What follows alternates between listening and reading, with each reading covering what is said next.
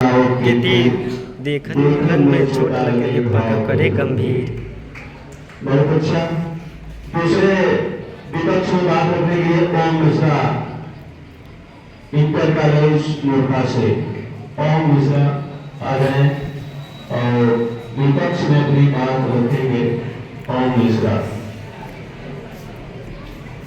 आदरणीय सभापति महोदय, प्रधानाचार्य जी, गुरुजन वृंद एवं यहाँ पर उपस्थित स्वतंत्र देश के नौनिहाल छात्र एवं छात्राओं, आज मैं ओम मिश्रा इस पावन कुआ की धरती पर श्री गीता इंटर कॉलेज मुरखा जौनपुर से आया हूँ। मैं नई शिक्षा नीति 2020 छात्र के हित में नहीं है, इस विषय पर अपने विचार को आप सभी लोग सामने प्रस्तुत कर रहा हूँ। मेरे शब्दों या वाक्यों के माध्यम से किसी भी प्रकार की त्रुटि होगी उसे आप क्षमा कीजिएगा। जो होगा सो देखा जाएगा। बारूद के बदले हाथों में आ जाए किताब तो अच्छा है, बारूद के बदले हाथों में आ जाए किताब तो अच्छा है। शिक्षा में ऐसा बदलाव हो कि आ जाए रोजगार तो अच्छा है।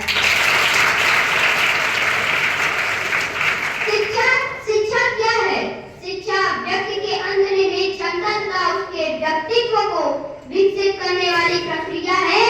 यह प्रक्रिया उसे समाज में एक वयस्क की भूमिका निभाने के लिए समाजीकृत करती है तथा समाज के सदस्य में जिम्मेदार नागरिक बनने के लिए व्यक्ति को आवश्यक ज्ञान तथा कौशल उपलब्ध कराती है।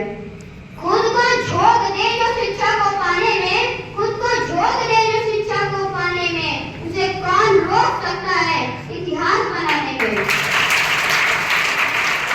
केंद्र सरकार ने 2017 में इसरो के पूर्व वैज्ञानिक कस्तूरी रंगन की अध्यक्षता में एक समिति का गठन किया जिसने भारत के लिए नई शिक्षा नीति तैयार की। समिति ने 1 जून 2019 को राष्ट्रीय शिक्षा नीति तैयार की जिसमें कुछ कमियां हैं जो निम्नवत हैं। जैसे पहला, भारत जैसे विशाल देश के लिए एक ही प्रकार की शिक्षा नीति को समान रूप से लागू करना बहुत ही मूर्खतापूर्ण निर्णय है। 130 करोड़ की आबादी वाला देश जो अपनी विविधता के लिए विश्व में प्रसिद्ध है, वहाँ भला एक केंद्रीय पॉलिसी कैसे सफल हो सकती है? शिक्षा ही व्यक्ति की असली उड़ान है। शिक्षा ही व्यक्ति की असली उड़ान है। यही देती इंसान को ऊंचा आसमान है। भारत के उच्च शिक्षा विभाग, चिकित्सा और कानूनी विभाग छोड़कर संभालने के लिए 4 विभाग होंगे। इतने सारे संगठन होने से प्रशासनिक परेशानी और भ्रष्टाचार बढ़ सकता है। तो ऐसे बोल बढ़ सकता है। न्यू एजुकेशन पॉलिसी 2020 पर में संस्कृत पर जरूरत से ज्यादा ध्यान दिया जा रहा है। हमारा भारत का संविधान 22 भाषाओं को मान्यता देता है, अन्य भाषाओं को नहीं।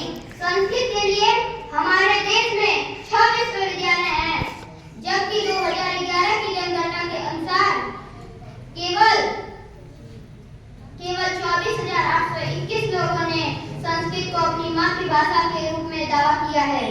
इतने कम लोगों की मातृभाषा के लिए पिछले 3 वर्षों में 643 करोड़ रुपए खर्च किए।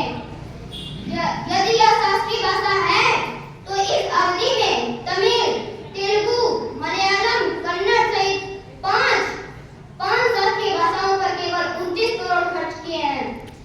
32 करोड़ लोगों द्वारा बोली जाने वाली भाषा पर 643 करोड़ रुपए खर्च करना, यह मेरे देश भारत की कैसी विडंबना है।